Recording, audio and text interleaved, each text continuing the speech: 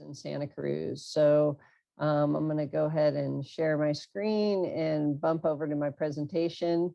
So like I said, my hope today is that I really want to leave everybody with information so that we can really feel empowered as renters and as voters to hold our decision makers accountable, because these decisions that they're making, this building that's going on in Santa Cruz, it really affects you as renters. And so I'd like to spend a little bit of time going through the windy road of how things get built in Santa Cruz, because we see a lot of things popping up.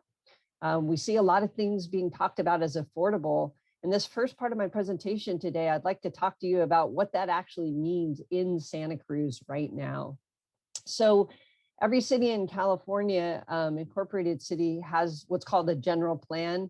Not really going to go into the details, but basically communities create these. There's usually a community involvement portion of this to talk about how they want their city to look. How high do they want the buildings? How dense do they want things? Is alternate transportation a priority for the people who live in a city? So that's sort of the basic that governs all land use decisions in Santa Cruz. So where things get built and how they get built is in our general plan. So if a developer wants to build something in Santa Cruz, they go to this general plan, and there's, like I said, requirements for height, requirements for density. It's called floor area ratio. So how many units you can smash into a certain amount of space. And they follow all the rules in that plan. And then it's important to keep in mind, though, even when they are developing this plan, that there are these state laws that actually supersede our local ordinances. And so one of those that I'm going to talk about today as we proceed is something called a density bonus. So the developers follow this general plan, and they have these eye to these state density bonus laws, which in theory make a lot of sense. They're trying to ensure that NIMBYism in local places don't preclude affordable housing being built or more dense housing being built. And so on their face, density bonus at the state level makes a lot of sense. But we're going to see for communities who actually value affordable housing, they're actually having the opposite effect. And I'll get to that in a second. The planning staff and the planning commission then review these plans, and they then move them on to the city of the council. I have planning commission. I'm actually a planning commissioner. I'm not speaking for the planning commission today or the city of Santa Cruz. I'm speaking for myself as a community member who's interested in affordable housing. But the planning commission is an appointed advisory body. So they don't make final decisions, but the idea is that they make they give advice to the city council. City council makes the final decision, and then you get a building. I think I recognize most of the attendees today. I think everyone's very familiar with 555 Pacific, which it's the southern end of Pacific, kind of going to the beach. This is one of the things that gets developed through this process. This particular development had no affordable units, and right now rent for a one bedroom is $2,400 to $2,700. So way out of the reach of most people in Santa Cruz. So this is this winding development process and all the kind of players. And I think that it's just important as community members for us to kind of at least have the high points of this really opaque process, because what I really want to encourage all of us to do is start holding our decision makers accountable. Because just like Council Member Fife just said, if we don't fight and push back on these things, they're just going to keep following this road, and they're not going to be serving the majority of the community members, because we can see from the development, something that's $2,400 to $2,700 is not serving most of the folks who live in Santa Cruz. Okay, so who is accountable? Who can we hold accountable, and how can we do it? I do want to just talk about that we have a council manager form of government in Santa Cruz. And so even though we have a mayor, that our mayor currently is Donna Myers, they have the same powers as the rest of the city council. We have Council Member Brown here today, and she can talk a little bit about this. But the mayor does have some symbolic administrative powers that are incredibly powerful and can really change the dynamic of what gets done in Santa Cruz. One of the things that the mayor has the ability to do is agendize things for city council meetings. They can choose to and choose to not. So if a progressive member like Council Member Brown, Sandy Brown, asks for something to be on the agenda or asks for staff to work on it, that can be curtailed by the mayor and is constantly. The other person that, although in theory, the city council is making decisions, there are elected representatives. In the council manager form of government, essentially the city manager is the CEO of Santa Cruz. And on paper, the city manager should be enacting and taking direction from the council. Often is the case, and it's certainly the case in Santa Cruz, where the city manager has an outsized effect on policies across the board. So really pushing on to the city council things instead of receiving. And so that's something to be aware of. Our current city manager is retiring. I have that in quotes because there has been talk of trying to have him move along for quite some time. And there is a current process underway to fill his replacement. There was a online survey talking about what was important in a city manager. And so I encourage people to kind of go onto the city's website if that's still open. I think it might have closed today or yesterday, but it may still be open. Last person I want to talk about is Lee Butler. Again, there he is in front of 555 Pacific, which has no affordable units, with a big smile on his face. And that probably says all you need to know about the planning director and sort of who he centers in his decision-making. And the planning staff also respond to that direction. So I put these out there just to say that, you know, of these three columns, only two of them, or one of them, is elected officials. And then we have these other folks who are playing really important roles in the city. So our entry point into these decisions is to push on the city council. And when the city council are making decisions you don't like, make sure you show up at the ballot box and let them know about it when they come up for election. I think it's really important to think about who these people are centering in their decision making. And, you know, when you're looking about development going up the city, is it serving low income, moderate income, most of the workers of Santa Cruz? And we're going to get into specifics of what that looks like for Santa Cruz. So just some terminology, I think that's really important.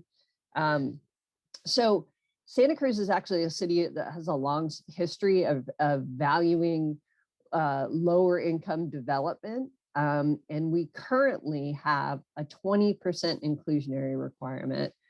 I don't have time to go into the whole history of the inclusionary in Santa Cruz, but an inclusionary is a requirement in the local ordinances that require a developer that's building a development over a certain size to have a certain percentage of those be deed restricted, permanently affordable units. And so in Santa Cruz, if you look at this box in the lower left here, this is 10 little boxes. You can imagine those as 10 apartments in an apartment building. Our current inclusionary would require 2 of those to be affordable units. So 80% not affordable, 20% affordable. That's very low, but it was a huge fight to keep it. It used to be 15. When we had the progressive majority before the recall, they fought very hard to raise it to 20. So it's a big deal that we have this 20%. And we're going to talk about how that's kind of playing out in a second. The other thing that's important, everybody talks about affordable housing all the time in Santa Cruz, and you hear these different income levels. I just want to really focus on the fact that this average medium income, so this 100% of medium income, it's the fifth column over. If you're a single person, look at the first row and find your annual take home in these rows. You know, if you're a grad student, you're in the extremely low category. If you're a teacher just starting out, you're kind of between very low and low in the city of Santa Cruz. I think a teacher after 10 years in the city of Santa Cruz makes 80. So when you first start out, you'd be low. So you can see that this number really affects what is considered affordable. The last thing I want to talk about before we get into the rest of this is what is affordable rent. And the city of Santa Cruz says affordable rent is 30% of your annual income. And so when that includes utilities, everything. So if you're in an affordable unit, you should not be paying more than 30%, say about a third of your income. So in Santa Cruz, a moderate income is considered $94,000 a year. So if you were in a moderate income unit, you would be paying $28,000, over $28,000 a year. And that's considered affordable. Obviously, if you're not making $94,000 a year and you're still in a moderate income unit, you're going to be paying a much bigger percentage of your income. And there's been lots of studies in Santa Cruz where rent burden is, 50, 60, 70% of people's income just to try to live in Santa Cruz. You all are really familiar with that. All right. So last example I'm going to give about kind of the conditions on the ground here in Santa Cruz and how all these things kind of play out, just so everyone has the same knowledge when they're thinking about holding their decision makers accountable, is I'm going to just talk about this riverfront project on Front Street. It has been approved, and I'm going to just talk about how these laws actually play out when a developer develops something like this. So when the developer started, they have to do that thing I said, where they look at the general plan and then they say, okay, I'm going to follow all of your rules, your height and your setbacks and all that stuff, and I'm going to design this project. And they turned in a project with 133 units. And our at the time, our inclusionary was only 15%. So if you look at these little squares, they all represent a unit, the black squares. The black squares with green in them represent the affordable units, right? So we have 20 affordable units out of 133. There's a state density bonus law that says, well, if you provide 11% very low income units, you get this density bonus. You can increase the number of overall units by 35%. And don't get too tied up in the numbers here. I just want to show that you can see that there are a lot more boxes here on the bottom, right? So it went from 133 units to 175 units. The 20 affordable units changed. And so really what we end up with is 11% affordable, as opposed to even the 15, let alone the 20. So just important to know that a lot of this stuff is happening. And the density bonus law is a state law. It trumps local law. But I hope I've given you some information so that you can ask better questions when you hear about development happening in town, and ask decision makers. There's community meetings developers are required to have. So I just hope that, thinking about how many affordable units really, when it gets down to the end, because developers, everybody says it's going to be tons of affordability until you get down to the end. What income level are the affordable units? What were the prices of the market rate units be? I think that's also a really interesting question to ask. And I mean, the bottom line is we just want to know who in our community is going to afford to live in these developments that are going up, because we want, I am really interested in having an economically diverse Santa Cruz. I don't want one class of people to live in Santa Cruz. And if we continue down a road where all the building we're doing is not affordable, we're going to preclude a lot of folks from living in this town. And that's not what I'm interested in. You know, what's brought me to this work is watching my friends over the last 20 plus years who were, you know, maybe bartending, working at Trader Joe's or whatever, you know, they have all fled because they can't afford to live here. And I really want to continue to think of creative ways for us to take our power back. Again, just like Councilmember Fife said, City Council's not doing it. So how can we do it? And one of the ways we can do it is an empty home tax. Councilmember Fife is from Oakland. They just passed one up there. So what is an empty home tax? So an empty home tax is a special tax that requires property owners to pay a fee for any parcel they own that isn't occupied. I'll talk a little bit more about that.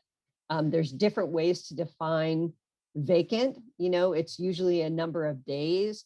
Some vacancy taxes are 6 months. If you live in it less than 6 months, that some are really short. The one in Oakland is 50 days. If you live in it for less than 50 days, it's considered vacant. So the bottom line is the property owner pays a tax, a fee that is then sequestered in a dedicated fund with very clear language about what it can be used for.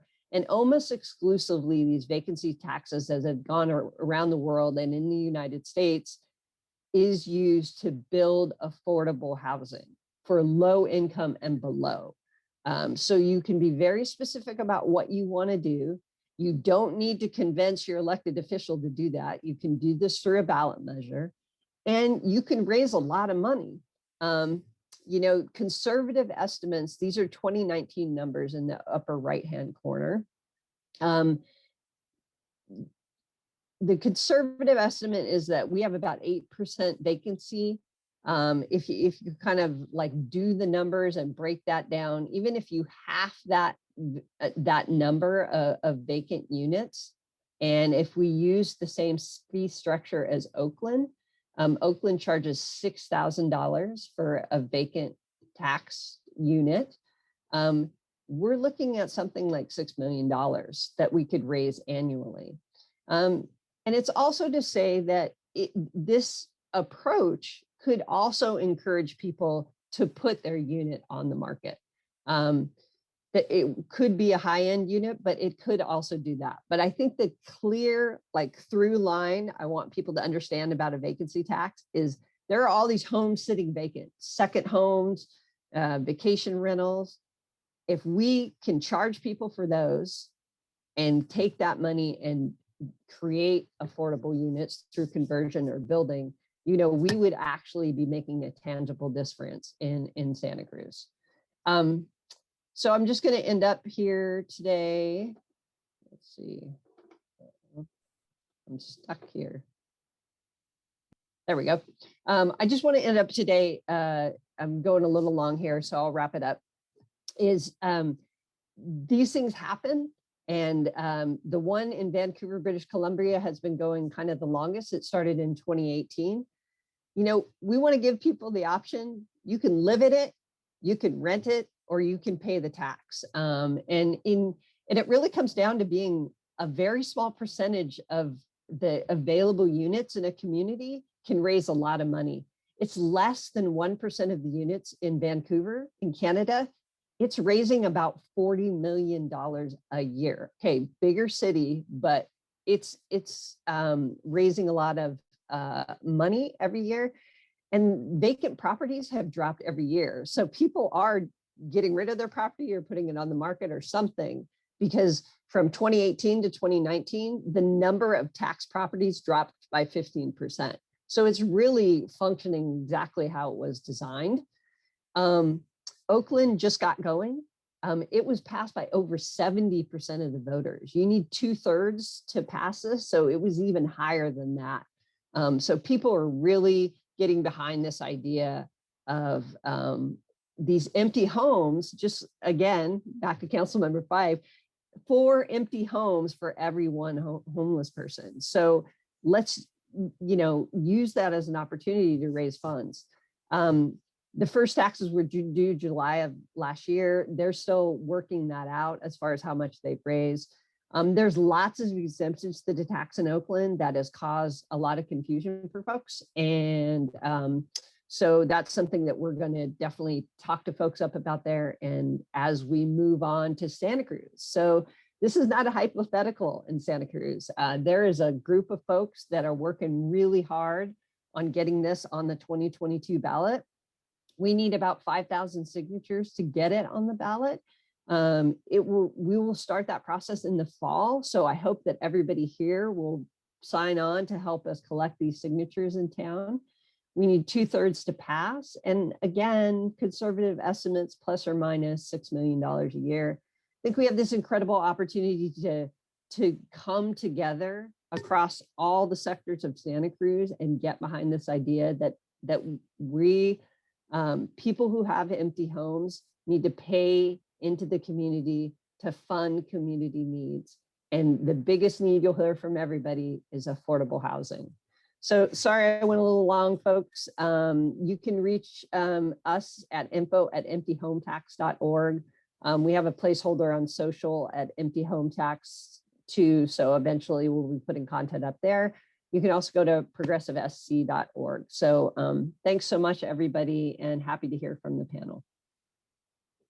Thank you, Cindy. Thank you very much.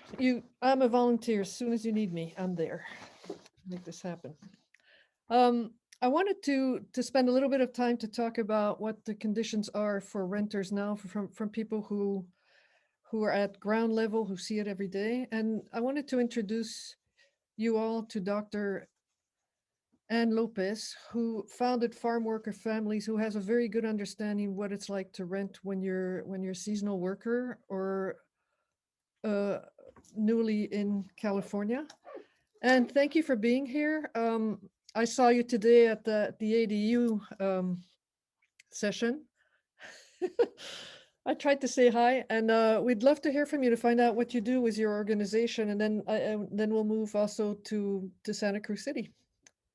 And you're on mute. Oh, I'll unmute you.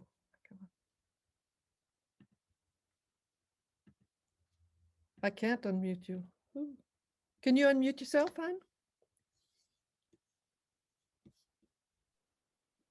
Yeah, that worked, right? Yeah, it works very well. Yay. Well, I'm the director of Center for Farm Worker Families. I did a PhD several years ago in which I studied the impact of the North American Free Trade Agreement on small farms in Mexico, and watched the way this country's agreement and the dumping of all of our genetically modified corn into Mexico, the impact it had on the families there, driving literally millions and millions of people out of the countryside, many of whom are here today. And consequently, I call them economic refugees of NAFTA, the undocumented farm workers. And our state population of undocumented farm workers, the low I've seen is 60%. In Santa Cruz County, the high I've seen is 83%, which I think is more realistic. And so when it comes to housing of these, what I call economic refugees, they live in constant poverty. What can I say? This last year has been especially bad. They've only earned between 1/2 and 2/3 of their already impoverished wages. And luckily, the Community Foundation has come through with some rental assistance money for the poorest. But the way they survive the high rents is that they double, triple, sometimes quadruple families in a small space. I have seen and visited households that have 16 people living in less than 1,000 square feet with one bathroom. And they tell me that they line up in the morning to use the bathroom. Um, this is not uncommon. Many times, if it's a 3-bedroom unit, a separate family of 4 to 6 people will live in each bedroom, and then they will schedule times to use the kitchen and the bathroom. So this is basically how they live. They all pitch in to pay the rent, and they live in crowded conditions that make social distancing impossible. And that's one reason why we have a higher COVID rate in South County than we do in North County. Part of the stress of being a farm worker, in fact, Rick Mines, who's an agricultural professor up at UC Davis, claims that farm workers would be a whole lot better off if they just stayed in Mexico, even starving, because the conditions they face in California make life nearly impossible, and they die young. The longer they're in California, the sicker they get. Overwork, poor nutrition, exposure to pesticides, crowded living conditions, etc. And I have seen this firsthand, the stress that families face while they're in these crowded conditions. And in fact, another dimension of this whole problem is the fact that many of the families have children that have been exposed to pesticides and have ADHD or autism spectrum syndrome, learning disabilities, inability to communicate at their age level, learning disabilities. They're dealing with these children, their special needs, when they have very little money and they're in these horrible crowded conditions. It's very inhumane. And I just think, I agree. I think housing is a human right. And if these people are going to work until they die and supply us with food, I think the least we can do is provide them with some decent kind of affordable housing. The only place I've seen affordable housing that's decent in the area for farm workers is the Buena Vista Migrant Camp. However, farm workers can enter the camp, I think it's April 7th, and they have to move out and move everything they own out at the end of the year, usually at the end of November. And then they move back in April 7th. And we're working to make half the units there full-time, so that at least half the units are available for year-round residents.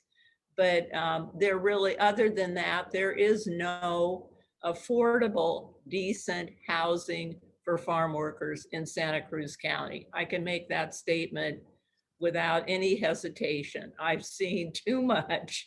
It's really bad. Thank you. What kind of there's obviously not enough resources, but what kind of resources is there for them? You mean resources like food, or are you No, talking? specifically for housing. I don't think there is any. I don't know of any resources other than they do have a families in transition program. I'm not sure what is offered, but I mean, if you mention affordable housing or where can I live to anybody in the farm worker community or any of the organizations they serve them, people just raise their eyebrows like, no, it doesn't exist. We don't have that here. Now, I will say that Robert Rivas, who is the assemblyman in District 30, Assembly District 30, he got a bill passed about a year and a half ago. I don't remember the number, but the content was that the state would supply some of the funding for family-friendly housing for farm workers on surplus agricultural land. Now, I haven't kept track of what's being built or if anything's being built. I certainly in the community I work in, I haven't heard of anybody moving to any new units in that sense. But there's just nothing available. There is one group that is a nonprofit that builds units, but then once people move in, they never leave. So there's no turnover for farm workers. So like I said, when they come across the border, they usually move in with a relative or a friend or even people they don't know, just to have a place to live. And there's someone in the chat that he's a real estate person who owns property, and he wants to convert one property into dormitory housing for farm workers. And I'm going to put you in touch with him after the conference, see if you guys could see if that's something that can happen. Well, that would be good, except that most of the farm workers are in family units of some kind. So I'm not sure dormitories would be a solution, but if he's willing to entertain other possibilities, like dividing up the dormitory into sections that could house families, that would be terrific. Okay, well, I'll put you in touch. Great, thank you. One of the things about this conference is that it grouped people from all over the county, and the conditions for renters in the south of the county are different than in the north of the county. And we've heard a little bit about what it is, at least for farm workers in the south of the county. I'm sure that's not the only thing that's happening down there, but I wanted to ask Kayla Kumar and also Zav maybe to speak a little bit about what it's like among the people that you work with as an activist. And Yeah, guys, everybody jump in if you want to. Okay, go ahead, Kayla. Sorry. great. No problem. No problem. Good evening, everybody. Kayla Kumar. I use she, her pronouns. I do live in the city of Santa Cruz, been living here for about 8 years now. You know, I'll follow Dr. Ann Lopez's lead by being very blunt and honest. Things are not good for the renter in the city of Santa Cruz. The general sense is that it is not safe to be a renter in Santa Cruz in terms of stability and security. Quite frankly, I don't think that there are enough champions for the renter in places of power that can really lead us to believe that change is near.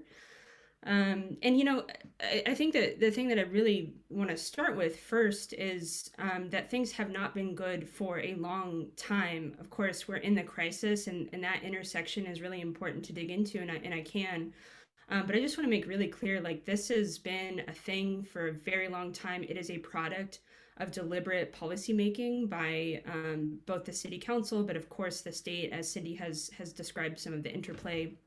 I do think in some ways the county is complicit, but this is a natural byproduct of decisions that people in power make. And you know, our friends Steve McKay and Miriam Greenberg have done research on the rental market in across the county, but of course, including the city of Santa Cruz. And they recently just kind of did a revamp, a re-up of their research that they released recently. They found in the city of Santa Cruz about 70% of the people who live here as renters are rent burdened, which they pay over 30% of their income for rent, which is a well-known economic disadvantage, and it's a profound and quite frankly shocking number. In that same research, they claimed that the city of Santa Cruz is the most expensive small city to live in as a renter in the entire country. So you know, when we're talking here, like we're not these aren't hyperboles. This isn't marketing. This isn't about anything other than the data, than the research shows. They also dug in a little bit deeper, which I found particularly heartbreaking.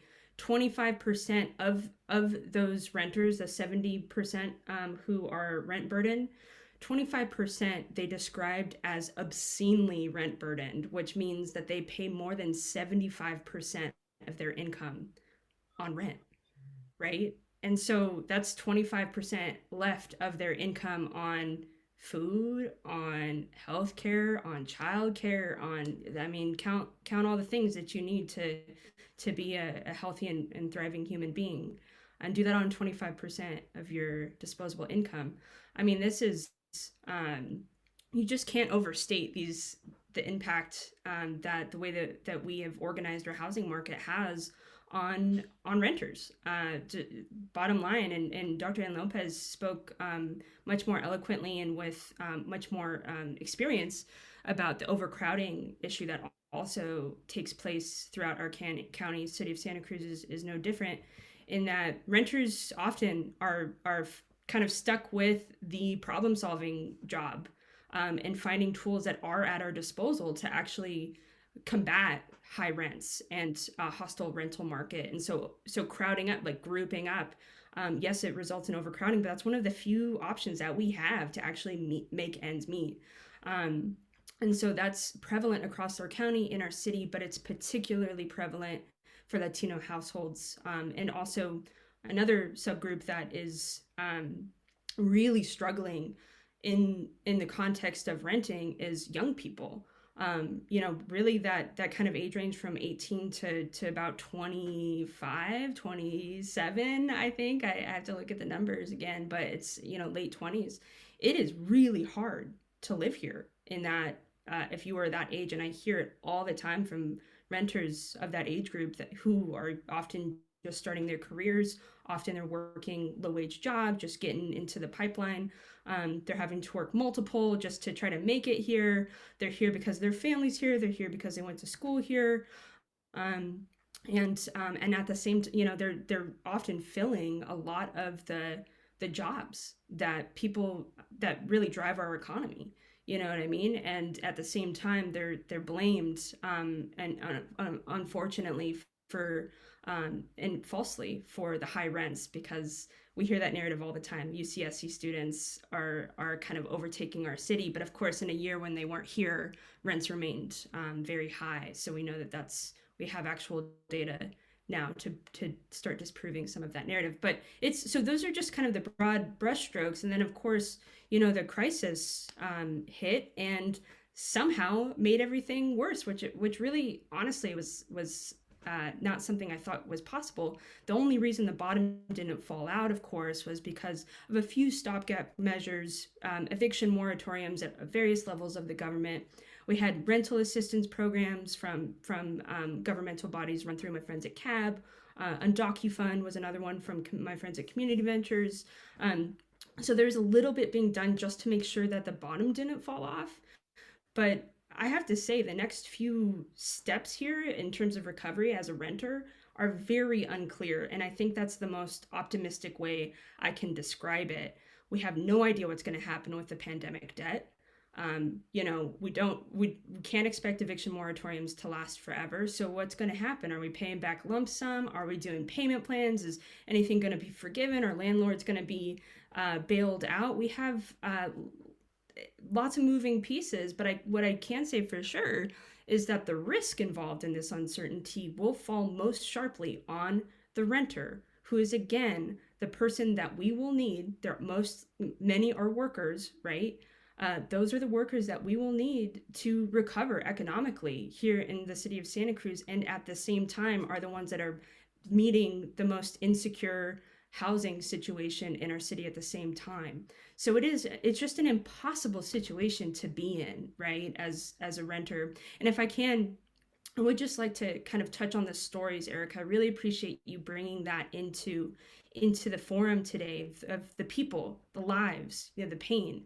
I was just at the displacement of Highway 1 and 9 that happened over the weekend. I talked to somebody and I was like, so how'd you end up here? And they said they had been evicted during the pandemic and they did not know that they had recourse until they were already dislodged and houseless. And of course, at that point, it is very hard to get back into housing. Another story, the gang task force, which has now been rebranded as the anti-crime task force, conducted a series of raids throughout the county. They hit a home of a young person, and that young person was removed from that housing because they were told that they're going to keep raiding every once in a while indefinitely, and their roommates were like, "Yo, we can't handle this trauma. Like it's scary." So that person now is totally dislodged, didn't get picked up or anything, but now they're without housing. An elder looking for housing, makes a low income, can't afford one of those studios in the Pacific Project, but it doesn't conform, and it's hard to find group housing as an elder. With a lot of the groups are younger, and there's a lot of challenges there around ageism as well. I mean, I could go on. Grad students still struggling, making very minimal wages, and still being scapegoated for the rental, the high rents here in town. I mean, unfortunately, this list goes on and on of youth to elders across ideologies, across perspectives. It remains true today as ever before that the renter remains the least safe in this town in terms of security, in terms of stability, and yet at the same time is expected to carry out what will be the economic recovery of the city, because workers are what is needed, right, to be able to come back from this. And so this is also a matter for small businesses, who I also hear from saying, I can't attract workers that can stay here for as long as I would like them to, because there's not stable enough housing for them. They burn and churn, or people don't want to work here, right? And so there's so much to Dr. Lopez. Well, I just was going to add to what you're saying. An example that's personal to me is that I've worked with a woman who's a single mother in Watsonville, and she works 10 hours a day, 6 days a week, picking strawberries. She has 4 children, and after she pays her rent, she has $400 for the remainder of the month. Now imagine, and she has 2 ADHD kids from the exposure to pesticides. Now just imagine trying to live on $400. And there's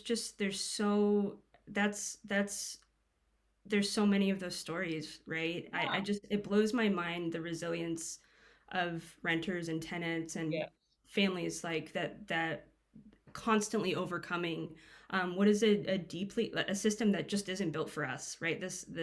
Our housing market isn't built for us as workers, as tenants. It's not housing as a human right. It's housing as an instrument to generate wealth. It's part of an investment portfolio. It's part of this game, and it's why I'm so pumped and behind and throwing my whole self to that empty home tax that Cindy talked about, because that is one way that we can start saying enough is enough. We need housing that shelters people. It is not just a financial instrument for the hyper wealthy. And if that's how you're going to treat it, then you have to pay your fair share, right? And you have to be a part of creating the kind of housing that our people can live in. So maybe I'll stop. I feel like I went on a little bit there, Erica, but thank you for inviting me and letting me share a little bit. No, I wanted to segue actually from what you said, Sandy. I would, Sandy Brown, I'm council member of Santa Cruz City.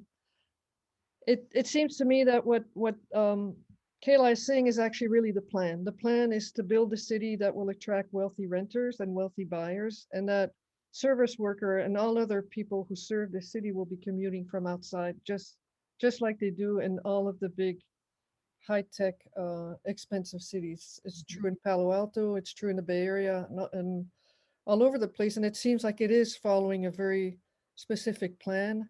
That Tolo is also part of the plan. If you have a big expensive city that attracts high-tech earners, your service workers will be commuting in, and you won't see any homeless or houseless people there at all. that seems to be the plan to me, and I might be wrong, but Sandy, could you please comment on that? Yeah, thanks, Erica. So, I was shaking my head, yes, as you were talking, because it really does feel that way. And I think it is the plan for many of our decision makers. I don't think that everybody who's involved in making these decisions is necessarily thinking about it that way. It's sort of like the unintended consequence of doing what we have to do, or there's a logic that people kind of tell themselves that in order to feel better about what's happening and the displacement that's occurring. I do think that it is in many ways by design. I can say personally that I have colleagues on the council who use language like, our projects, our development decisions really need to be about attracting the caliber of people we want in our town, things like that. It's just, I think for some people it's more intentional than others, but everybody's kind of going along, or most everyone right now on the city council, at least, aside from me and council member Cummings, who was on yesterday, they're all just going along with that kind of that approach, I guess. It's not a plan.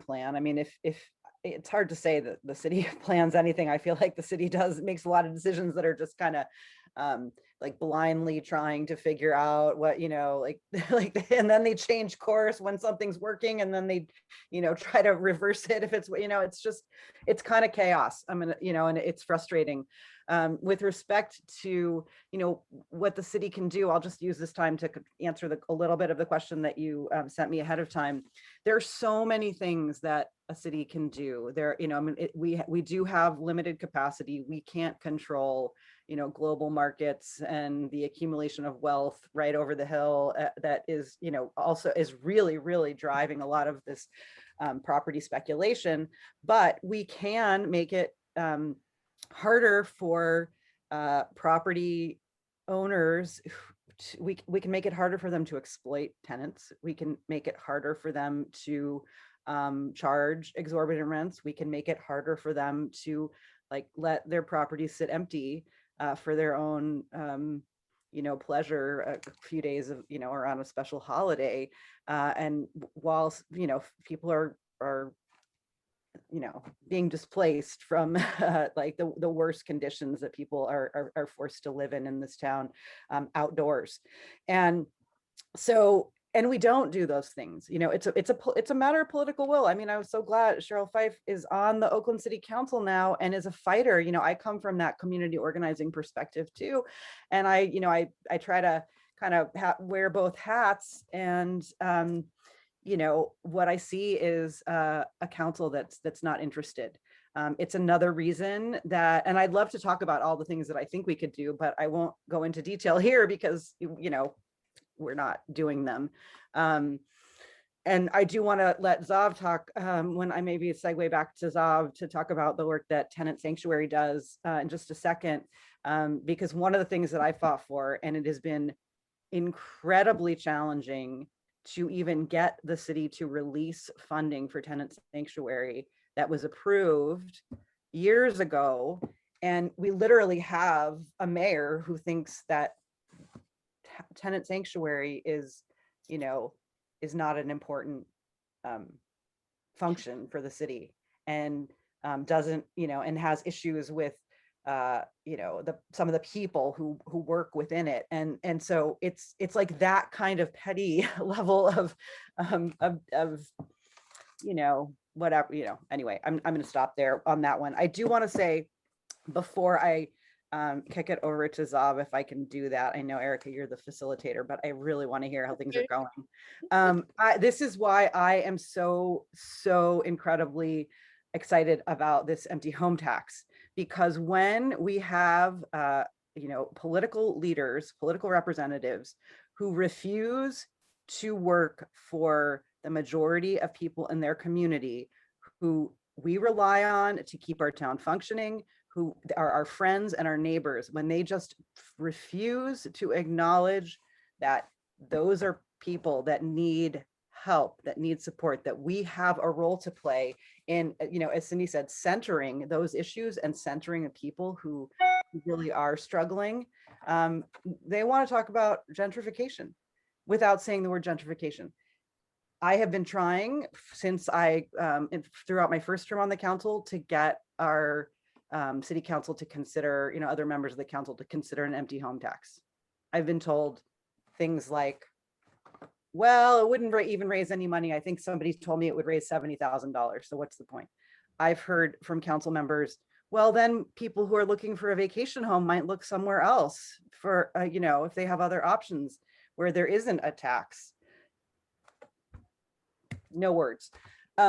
So here we are, and we're looking at the city council is going to now vote to put a sales tax, another sales tax on the ballot to go back to the voters who can afford at least a regressive tax, and refuses to even look at an empty home tax. So I'm really excited that the people can do it. And we, and I'm going to work as hard as I possibly can. And it probably will cut into my city council time, because this is so important to me. And when we have a city council that will not listen to the people, we have to take our power back. And so I'm really excited to be a part of this campaign, and really appreciate Cindy for introducing it to us. Thank you. Hey, Zav. Hey, Hey, thanks for the call in, Sandy. I appreciate it. I can't speak to the vacancy tax, in an advocacy sort of way, because I do coordinate a nonprofit program in the city, and so our stance on electoral issues needs to be neutral. But we do speak to, I would say, 10 to 12 unique individuals or households a week about the kinds of issues that they're facing. And I think that, I wanted to circle back to something that Kayla was mentioning about just the immense pressure that the forces and conditions of like finding and sustaining access to housing in our community like place on people. I explain what I do for work. Basically is I explain what people's rights are to them. I help them understand their legal rights as renters. I help them understand the kinds of basic guidelines for tenant landlord relations, what California law says is what's supposed to be going on. Right? I try to help people understand that stuff. I also teach volunteer counselors on how to share that information with people who are calling us. And I guess the reason that I'm mentioning this is, even when people have these rights and it's clear that this is what the law says, that doesn't mean that the vast power imbalance between landlords and tenants in this community will allow people to even start to consider asserting their rights. People say this in discussions and panels all the time, and it's so true. The degree of fear that people are living with on a regular basis, on a daily basis, about simple things, such simple things like asking your landlord to like fix a plumbing problem, like a serious plumbing problem, or like fix your heater, and like, or ask them to not come over all the time, because you would like peace and quiet in your home while you're working from home. The kinds of things that people like, and these are just basic things. Like I'm not even going to get into the horror stories because I don't know, I don't think it's really necessary here, but the kind of fear that people have around asking for absolutely basic things that the law guarantees them is immense. And it's because, I am confident in saying this, that it's because the ability to actually find a long-term place to live in Santa Cruz is just so limited. when I looked for my current place to live, I searched for 4 months, and I actually ended up in my friend's kitchen sobbing to them that I was going to have to put all my things in storage and live in the woods or something. And so, yeah, I mean, just to get back to what Kayla was saying about the conditions of the housing market, I think we really need serious intervention that of some kind that will shift things so people don't have to live in fear, Yes. you know, of asking for, you know, the broken window to be fixed. That like somebody, okay, I'll get a minor horror story. Somebody sent me a video of this past rainy season, right? Their window was shut. There was water draining, not just like drips, but like you had like the hose on the top of the window or something. The water was just flowing down inside the window of their home. And they had to fight with their landlord to get this fixed. They had to rent strike to get their landlord to agree to fix these things. And you know, they're in terms of the sort of broad scale, I think, of renters in Santa Cruz, they're one of the more privileged people, I would say, who contacts our organization. So yeah, just really want to reiterate the point about, like, we need things that will change the housing market here. We need things that will make low cost, decent, safe, abundant, affordable housing available for people in the city. I think that that kind of thing would do an enormous amount to give people options to, frankly, to escape the abuse that they face on a regular basis. So yeah, that's all I can really say. Your life seems not easy to deal. I mean, it must be really hard to deal on a daily basis with people that are being subject to that kind of stuff. I wanted to talk quickly with James, who is working with the Community Land Trust Fund. That will also have an impact for renters, a positive impact if it's successful. And I don't really understand very well what you do and what this could become. Could you tell us a little bit more about that, James? Yeah, sure. Hi, everyone. I'm James. I'm a graduate student. I use he, him pronouns, and I've lived in Santa Cruz for the past like 6 years. So the Land Trust is a new initiative. We've been working together for about a year. And so historically, land trusts have been, I actually want to qualify the discussion about a land trust because we've had such a great discussion so far here about building power and about like fighting those in power who, you know, more or less benefit from the precarity of renters in many different ways. And so a land trust is an interesting kind of, basically it's a nonprofit organization that can provide housing kind of outside of the market. But I just want to note that it's in no way like it's not like a silver bullet in any way, and it is definitely something that has to happen alongside the fight that everyone's been talking about. So I just want to kind of note that. But a Community Land Trust is a democratically run nonprofit organization that holds land and housing and community ownership. And it's like legally chartered to keep that housing affordable in perpetuity. So for as long as it exists. Historically, land trusts have been more oriented towards home ownership for for low income, like single family homes. However, like in Santa Cruz, we know that like single family zoning has contributed a lot to the housing crisis because it doesn't allow the kind of density that we need. And so today there's a lot of like exciting different ways that land trusts can provide housing to people. So there is the kind of like land under the house model, which is the most traditional one, where the land trust kind of owns the land under the house, and that allows people to kind of get into the housing market at a much lower cost because they just have to pay for the structure for the housing itself. And so at our land trust, which like I said, is still in the beginning phases, we've been working on like 3 models. So one is a limited equity housing cooperative, which is basically like another kind of organization where people decide to live together in community, and they could work with the land trust, where the land trust could still kind of own the land underneath the house, and that organization would own the housing itself.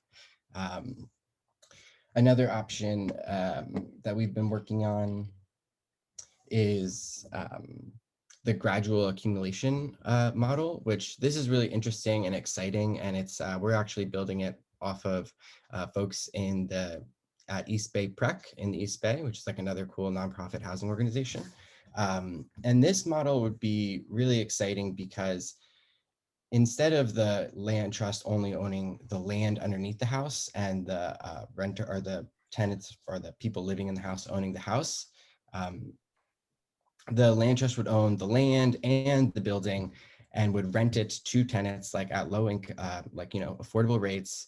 But because the land trust is a nonprofit organization that has access to things like grants and tax breaks and also sometimes like lower interest loans than for-profit developers, we can still provide housing at below market rates to renters and over time be able to give some of that money back as far as like an equity, which is again just pretty exciting because so much of the history of housing inequality has been based on things like redlining, where the African American community and other communities have been basically excluded from the mortgage market. They've been excluded from loans, and so that has left them in a perpetual cycle of renting, which doesn't allow them to really build any kind of security for themselves. And so being able to kind of hold land and housing under community ownership, where people can, collectively vote to decide like what direction this property is going to go in or what direction our community is going to grow in general, is just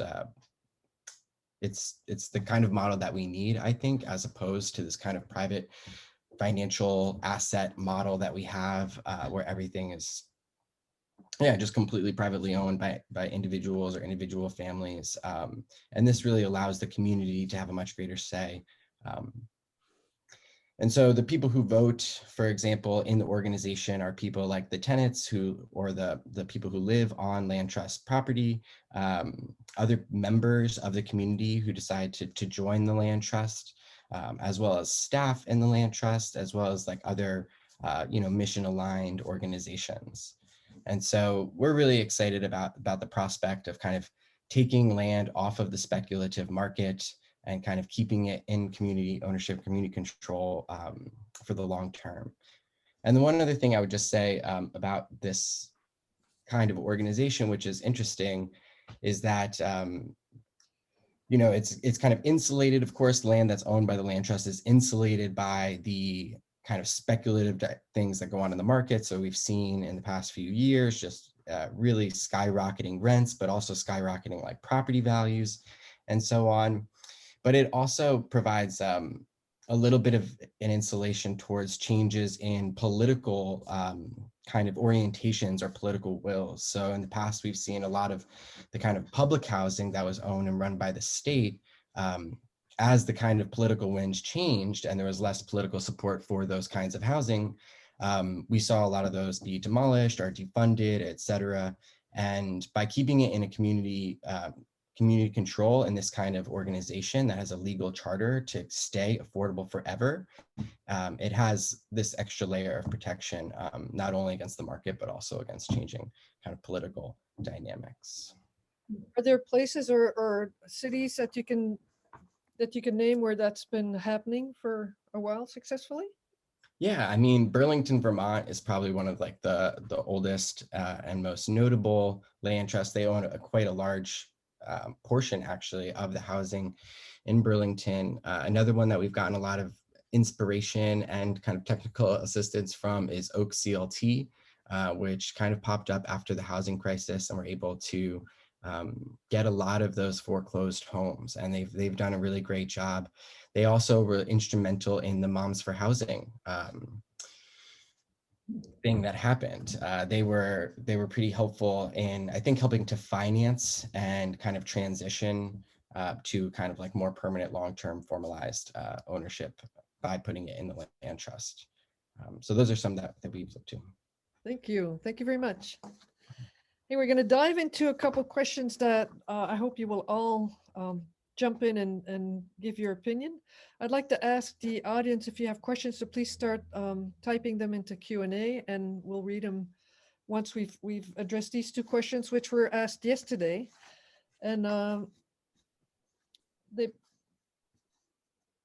anyway, let me read you one of them. I'll read you the last one. Some critics say that rent control measures which restrict the maximum price of rent on specific units actually hurt renters because they de-incentivize developers and landlords from renting out units. Is that a claim that has any validity? No? I- Well, if I could just say, it has validity if property owners choose to respond that way, whether or not they do in large enough numbers for it to be significant is that's more dubious, I think. I could. I- Go ahead, Oh, Zach. go ahead. Oh, okay. I have something to add to that. I think that the question, frankly, is framed in a way that I think is harmful towards the question, towards the premise that renters need low cost, affordable, clean, decent, abundant housing. And like the goals that I think the majority of people in this discussion share of being against gentrification, in favor of low income people, poor and working people, having places to live in the community.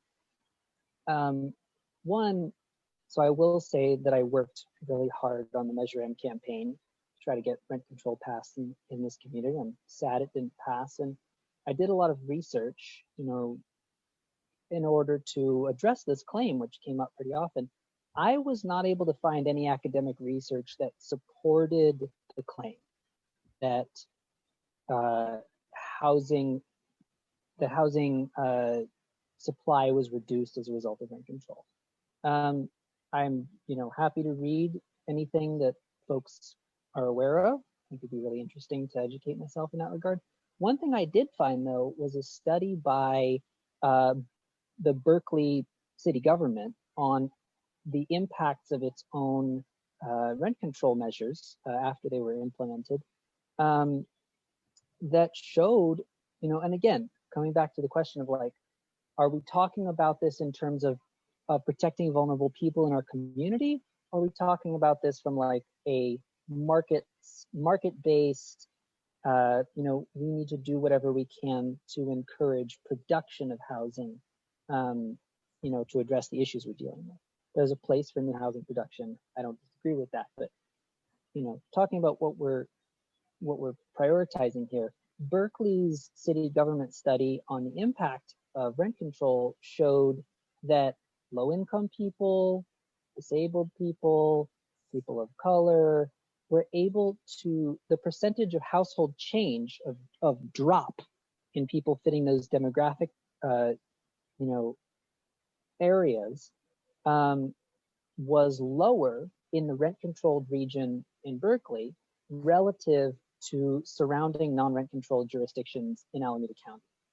So I think when this idea is brought up that like, oh, you're going to reduce building, like that may be, I'm not arguing against that, but if we're talking about protecting low-income people in the community, rent control is a tool, in the toolbox to keep those people around. So that's what I have to say. Can I say one more thing really quickly about that? So anecdotally, and thank you for mentioning the study, but anecdotally, I can say here in Santa Cruz, Goldman Sachs spent what, $50 million or something on the Outlook apartments, and that was during the Measure M rent control campaign. So clearly, it's not a disincentive to some, powerful interests. So, so much. I mean, they do certainly organize and spend a lot of money to stop it, but I think it's a dubious claim. So thanks, Zob, for the Okay. study. And I was just going to chime in with a couple of things that kind of go off of like some of what Sandy was saying and Zav. Like obviously there's a lot of incentive already to build in Santa Cruz through Silicon Valley and everything nearby. I also think rent control isn't like a silver bullet, and there are other accompanying policies that can address some of the kind of like landlord backlash issues as well. Another thing that I was thinking is that, for example, like homelessness is like a disincentive for building, you know what I mean? So if we have a housing market that has no homes for people and people are constantly being displaced, that can equally be considered like a disincentive. Another thing is that like as far as the distortions of the market, like the homeowner tax credit, like the government subsidizes home ownership to like a great extent, and rent control is actually like to a degree like a kind of free policy that immediately protects like the most vulnerable people in the community. And so, yeah, I don't know. I just had a couple of thoughts on that I wanted to share.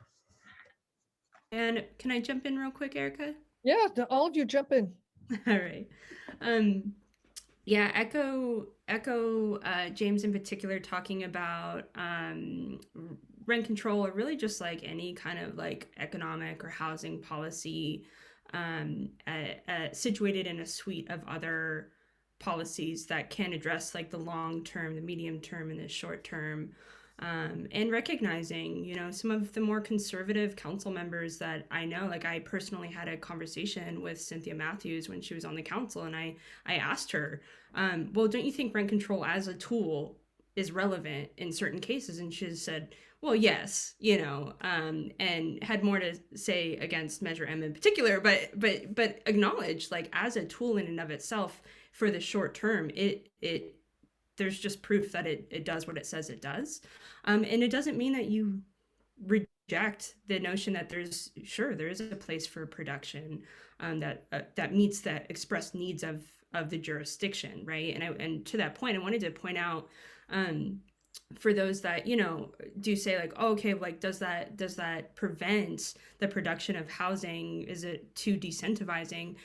I want us also to think about what happens when there is unfettered development and what that does to the housing market, actually. And that I similarly cannot find research about rent control specifically being isolated as a determining factor for lowered production, but I can find a wealth of information about unfettered high income housing development leading to increased vacancy rates in cities like LA, for instance. And so, I similarly feel called to kind of like complicate some of the assumptions that are baked into that question of like, well, what happens if we can't develop? And I'm like, what happens if developers are just given free rein, in my community, and what happens to how detrimental it is to the housing market? So again, it's finding the right type of development that actually meets the needs explicitly stated by the community that I'm about, and can operate just fine alongside other regulatory tools that quite frankly capitalism is dependent on to not completely just fly off the rails. So that's all I have to add. Yeah, can I jump in really quick, Erica? Yeah, please. You guys, Okay. if you ask once again, you won't be allowed to jump in. Okay. So just kind of building on what everybody just said, and I'm just going to, I think the specific question about rent control was very well covered, but I would like to just piggyback a little bit on this idea of sort of unfettered development and always in this push-pull of this idea that if you overregulate, then there's going to be no development. So there's no data that supports that. And you can just look at what's happening in Santa Cruz. Santa Cruz has been desirable since there has been humans here. Native people congregated around this area because it was dope. Like it's a nice place to live. So that hasn't changed. And honestly, as climate change impacts continue to increase and climate refugees are fleeing 120-degree heats in the valley, Santa Cruz is more and more desirable. And the other thing I also want to throw into this mix in Santa Cruz is it seems like whenever we talk about housing, there's always this like, oh, over the hill in San Jose.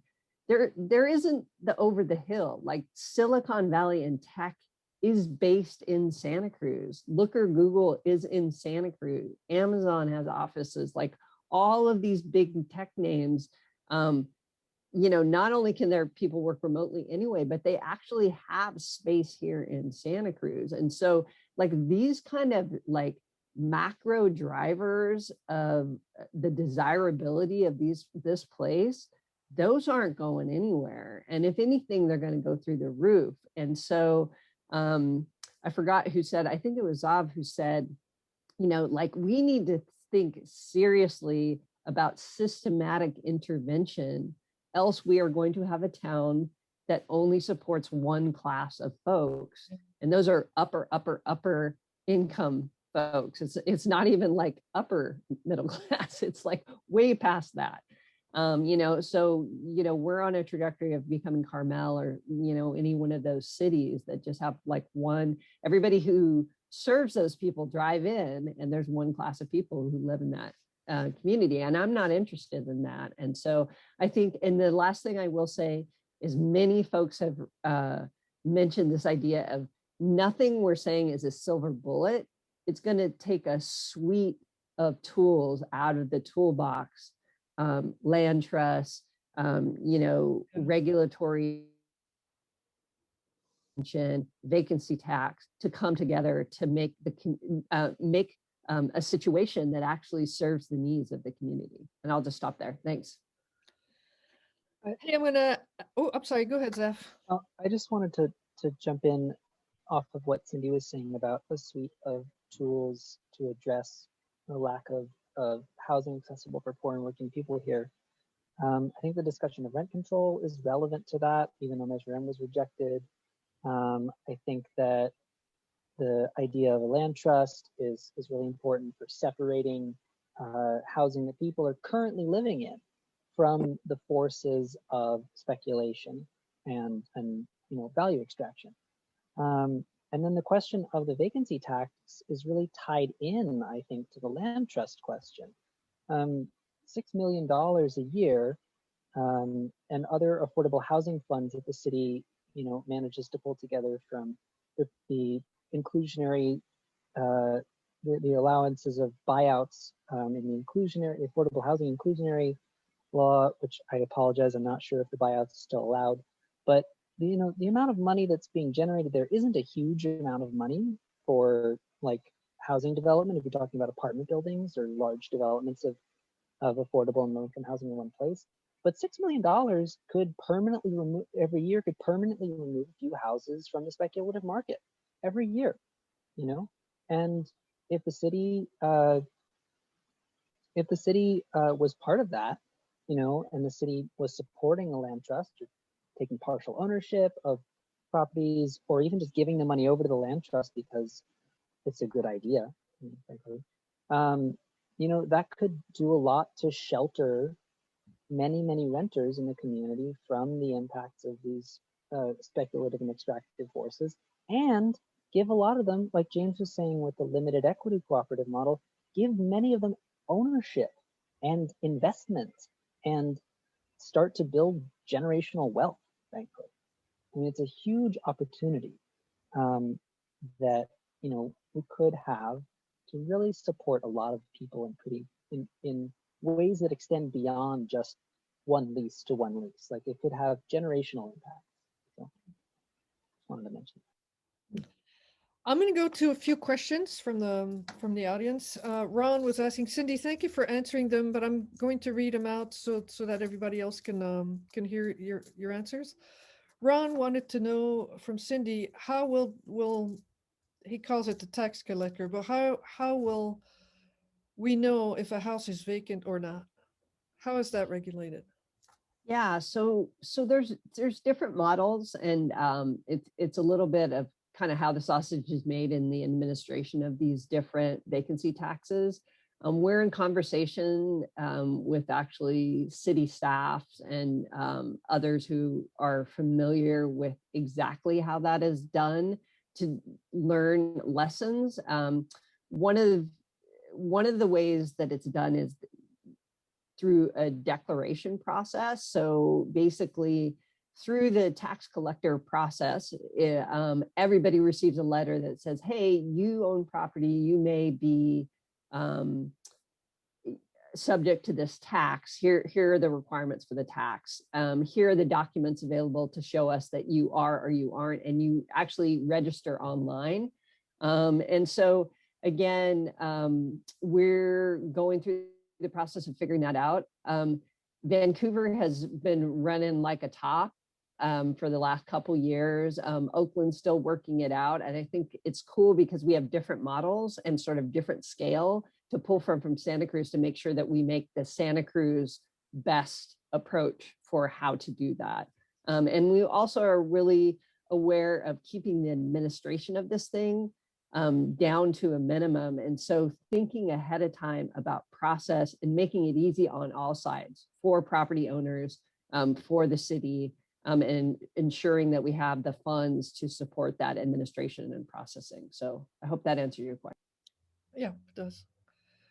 We have a question from Darius, and don't shoot the messenger. It's the majority of vacant homes are multi-million-dollar homes on West Cliff, Yacht Harbor. That would never be affordable by the average tenant, like $5,000 monthly rent at a minimum. So don't you think that this tax might be seen as a sneaky tax on the rich? Well, but Sure. Thanks for the question. So nothing sneaky about it. You know, this is about choice. This is about, you could live in it, you can rent it, or you can pay the tax, whatever you want, property owner. And frankly, you know, for those folks who have those homes, you know, it's essentially a drop in the bucket. So it really does, you know, give them the maximum amount of choice as a property owner. You know, for the folks who are living in those homes, they're not going to be subject to the tax, right? This is a empty home tax. This is a home that someone could be living in that they are not. And so I think it's really kind of clear about kind of what we're doing. And again, if you go by some of the places, the percentage of units in a housing market, most of them are well below 1% of the folks who actually own property are subject to the tax. So I think that gives us kind of a feeling that, you know, the vast majority of Santa Cruz folks who own property are not going to be subject to this tax. But the people who have homes here and aren't living here are going to be subject to the tax, and we're going to be very upfront about that. I live near on the Lower West Side, and there's a humongous house on West Cliff Drive that's almost always empty, and I've been kind of resentful. I saw it being built. And in the last elections, I saw that the people in that house supported Kayla and Kelsey and Alicia for city council. So go figure. They're going to be slapped with a huge tax. Yeah, I mean, I think a lot of, you know, there are folks who have, you know, done well. You know, you can't paint everybody with the same brush. I mean, there are folks that I've talked to that are in those situations and say, yeah, that's fair. That's cool. You know, Yep. I have 2-3 houses and I really like this community, and this money is going to do good in the community and meet the community's need. Okay, I'll pay your tax. So, you know, those people exist. We had yesterday a guy by the name of Jerry who is a little bit frustrated, who's very frustrated, and who I think is upset with anyone who owns a home and for anything that's any break that's given to homeowners, which I can understand. And his question, I'm going to read it to you with the nice things that I'd say that ironically, he tends to say to all of us who are here today. The point I think that he's making is that some of the solutions that we have here are to foster home ownership. So here's his question. I'd love to hear your comments, and I'm not the one who wrote the question. So your programs to quote unquote help more people become homeowners, thereby retaining monopoly political power for homeowners, make rent control impossible. More homeowners means fewer renters. Some of you are apparently too dumb to understand this. What will it take to get you to understand the simple math? Okay, guys, go ahead. Well, I could just say really quickly about the land trust, is that we were really intentional and really inspired by places like East Bay Prec and just community land trusts in general that don't necessarily take like the single family home ownership model, So land trust can very much be a collective communal organization that holds land and housing, and in that way doesn't necessarily reproduce some of the problems with like home ownership or single family zoning and things like that. Yeah, I would just say that, we are in, unfortunately, a capitalist system that, commodifies housing, right? I think everybody here agrees housing is a right. And if you look even at some of the social welfare states, home ownership's really low, like 60, 70, 80% of those folks don't feel the need to purchase a home because they feel stable. Their housing is stable.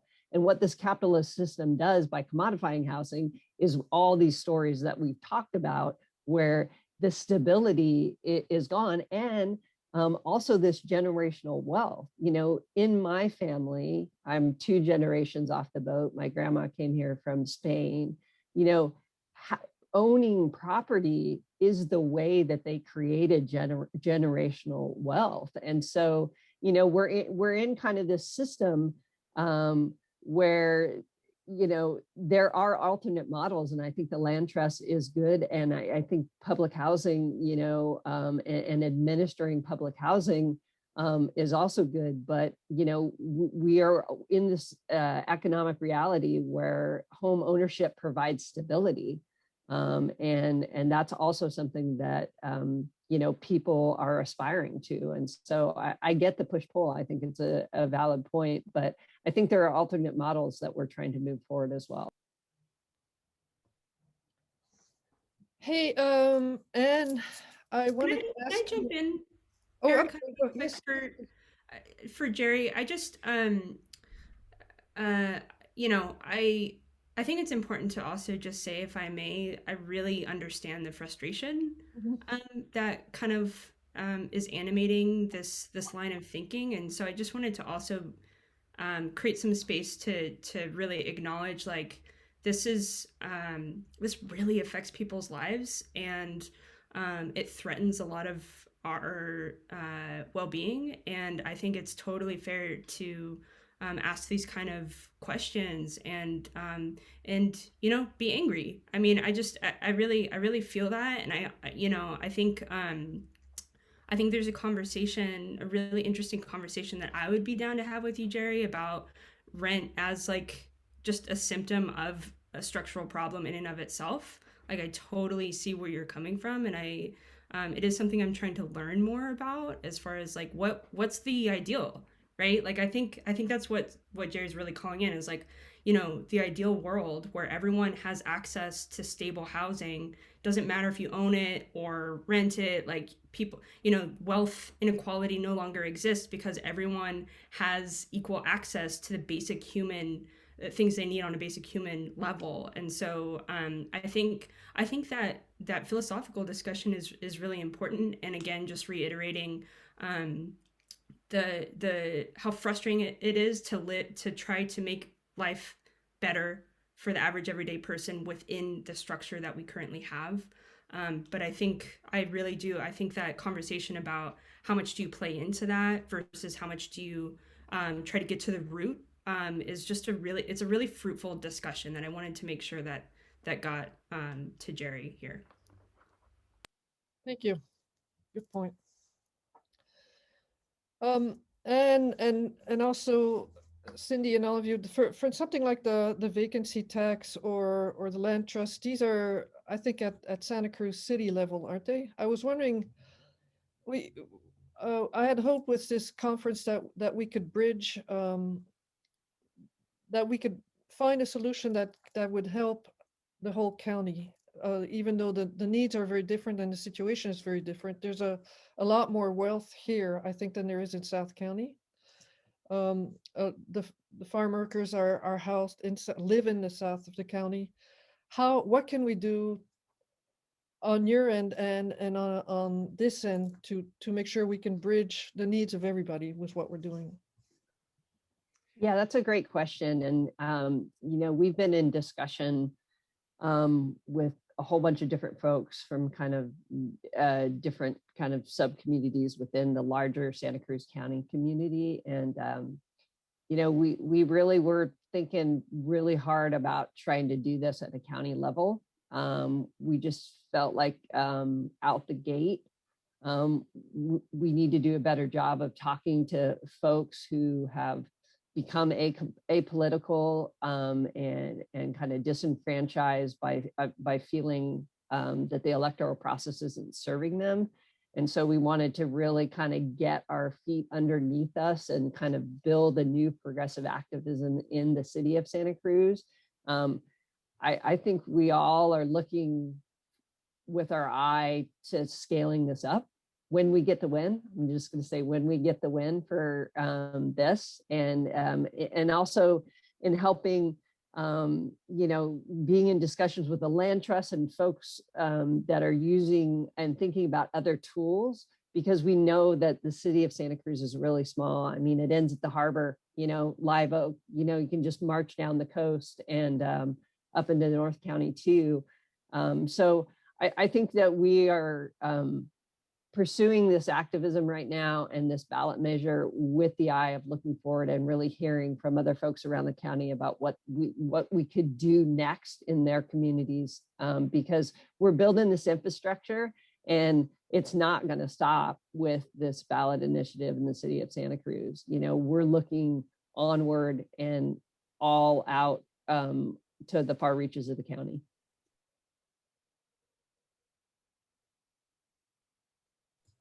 And I'll just say that the Coastal Commons Land Trust is not just city specific. It's at least organized and chartered for the whole county.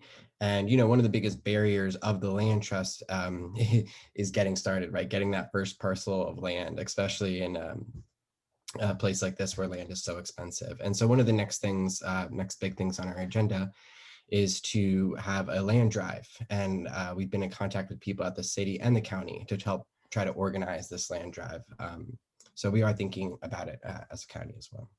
James, there's a question that I think is important by Karayun, and she says, this is a question about the land trust. How will the land trust work and prioritize Yupi people and members of the Amah Mutsun tribal band, most of whom live in the Central Valley and are already facing, as previously mentioned, extreme heat due to climate change?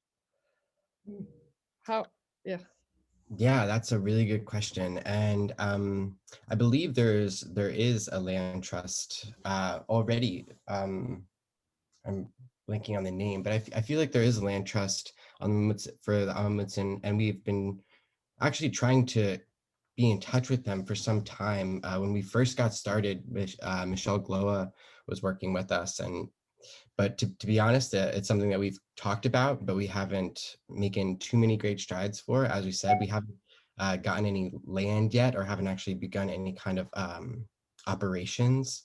And so we are very much open and eager to engage in that conversation. Whenever it's something we need to, I guess, higher prioritize, but we are very eager and looking forward to continuing to work on that. Could you put a contact in the chat maybe for Karayun if she wants to get in touch with you guys? Yeah, absolutely.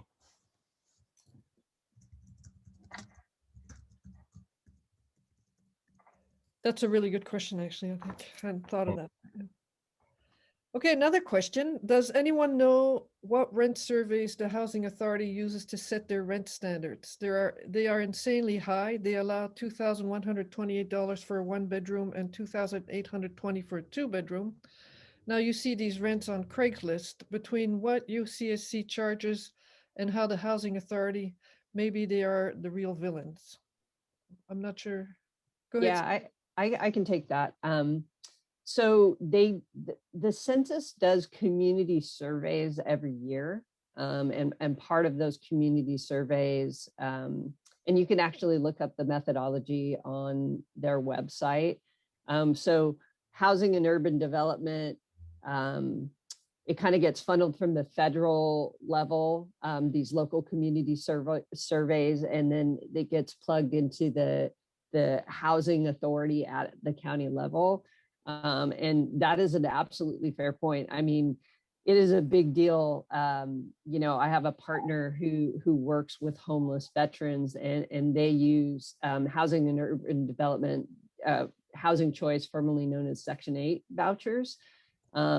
And yeah, the fact that the 1-bedroom for a Section 8 voucher is that high right now really speaks to this average median income and having these huge cascading effects. And so I think that, you know, I'm not sure what the kind of press point on that is, but I think it's a really good question to ask about, you know, how these surveys are done, because as they can, that AMI, that average median income, as that continues to crank up, it cascades across everything. In the city of Santa Cruz, for our inclusionary, they can have moderate units count for that. So when you hear affordable housing, are you making almost six figures?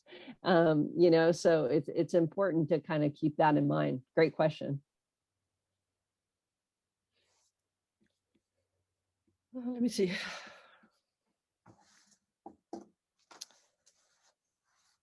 We have 10 minutes. I might ask you one more question that we had on our list here, since we don't have any more from the Q&A. And then I hope we could spend just a few minutes to see how people can get involved in, if they'd like to, in the vacancy tax effort, and what you project, how people are going to be getting involved, and who they can reach for that as well. But I'll start with this one. Which rent control measures, that might be one for Zaf, which rent control measures currently in place do you think are effective in helping provide affordable and equitable housing in this area? What measures could be improved and what measures seems to be missing? Because we haven't really talked about what there isn't as far as rent control. You have an organization that informs of the rights that renters have and helps them get things that they need, but what is it that's Yeah. missing? I think that, well, when we're talking about rent control in the context of California, it's important to define what that actually is. And for the most part, rent control laws in this state peg maximum allowable increases each year for units that are covered by rent control protections to the consumer price index of the region. That's like the rate of inflation for the region that the rented home is in. We don't really have that in Santa Cruz. We don't have rent control of any kind. You know, some people would argue that there are rent price controls from a bill that was passed at the end of 2019 that limit rent increases in covered units throughout the state to 5% plus the consumer price index for the region. I do not agree that that's rent controlled, because the CPI is often around 3%, and an 8% increase on average rents in this community can be as good as an eviction notice for some people, with just the amount that would go up. So there really aren't rent control laws here in Santa Cruz if we're talking about the specific sort of definition like we're working with in California. There is a relocation assistance law that the city of Santa Cruz has, or the large rent increase ordinance law, that if a tenant is displaced by an increase of 5%, greater than 5% in 1 year, or greater than 7% over 2 years, they're entitled to 2 months worth of rent as a way to help them, from the landlord, as a way to help them find a new place to live. I mean, that's just really kind of a way, in my opinion, of slowing and limiting the impact of ongoing gentrification. You know, in the sense that, like, many people don't even know that this law exists. 2 months worth of rent, you know, is not necessarily something that's going to harm or economically, like, it's not going to make the vast majority, I think, of landlords go, well, I better not do this and raise the rent to move this person out, because frankly, the scramble for housing is so intense here that it's not really a deterrent. You know, 2 months worth of rent, okay, take a loss there. And I just put the rent a little higher for the next tenant, and I make it back. You know, if you're getting down and dirty with it. So yeah, Sandy, go ahead. Yeah, if I could just add, I mean, in general, rent control is not the most useful tool if you don't have just cause attached to it, because if a landlord wants to raise the rent, they just Kick you out. know, give the tenant notice, and then they can bring somebody else. So it's not really particularly effective with things like the exorbitant rent increase, the large rent increase ordinance that we adopted. As I've said, a lot of people don't know about it, and the city doesn't have any enforcement mechanism. So we just say, hey, it's the law. You can go fight it in court. You know, it's a civil matter. So as far as I can tell, it has not been like really actually implemented. And it's the same as with rent control right there. You know, if you want to raise the rent, if you want to double the rent, and you don't want to pay the 2 months relocation, then you just give them notice and you raise it. So, you know, there's really no mechanism for accountability or to really actually be able to utilize those tools in ways that actually have a wider impact, right? So maybe some individual cases. And if I could just say one, this is an aside, but Anne, I've been looking at you and thinking that I really wanted to just mention that on yesterday's panel, the person from Community Action Board who was there said that they have money right now because they received this influx, and they are really trying to find people who need rental assistance. So I imagine you're connected with them and all that, but they did. That was Paz Padilla. Yeah, Paz Padilla. And Paz Padilla, yes. Well, who was it? Paz Padilla.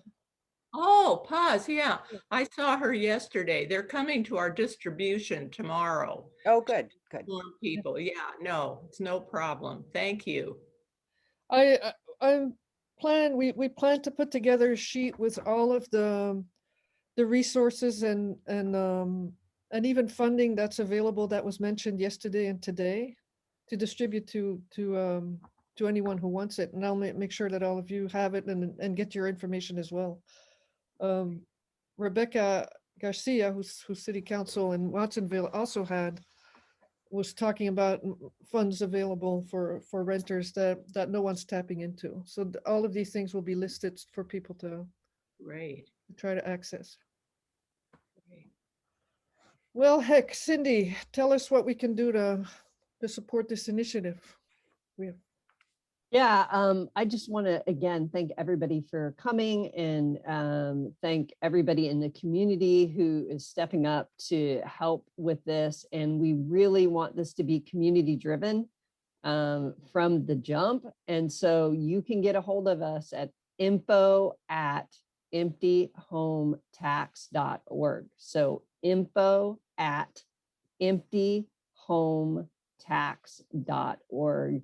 And that's for anything. you want to like ask questions, or you want to get involved, or you want to get on an email list for us to give you monthly updates, we're going to start kind of getting that rolling. We're not going to, hit you with more than you want, but we are going to allow you to plug into the information and get you plugged in with wherever your interest lies. And it really helps us when people ask us a lot of questions right now, because for us to be prepared for this, we want to get all those going right now. So give us all you got. Pass the word, info@emptyhometax.org. Thanks, everybody. Homes, plural, singular. Empty home- Singular. Oops, I had. Emptyhometax.org. I put it in the chat too. Oh, so did I. Great. Thank you. Okay. Yeah. Oh, sorry, Erica. Can I make one last Oh, you can. Yes. comment? I just wanted to say, I knocked a bunch of doors and made a bunch of calls in the 2020 election, and I talked to hundreds of people who live in the city of Santa Cruz, and I got so often people were like, I'm ready to step up. And, if my city council won't listen to me or regard my needs, I'm ready to do what it takes to take back our power and solve the problems that our community faces with or without local officials, right? And so, I heard people like, what do we do? People are always asking me, what can I do to make a difference and improve the lives of myself, my family, and my community? And the empty home tax on the 2022 ballot, like, this is what I'm going to be saying for the next little while. For those of you who have been asking, this is it. This is a huge step that you can take. It's going to make an actual difference in everyday lives. And I'll be right there with you, along with many other people who have been fighting hard for you and for our community for a long time. So I would love to see you all out there. We'll be out there doing the thing for sure, trying to get some housing justice in this community. And I'm looking forward to seeing everybody. I might take just a few seconds to plug another ballot initiative going up in November, which is it's the mixed use project downtown. It is not the reason why it's important for us and for affordable housing is because part of this ballot will ask voters to vote that lot 7, which is the lot where they want to put the farmers market now, instead be used for affordable housing. There's a study being done by a professor and his students about how many units they could put it, something like 120 and 200, and it's city-owned land.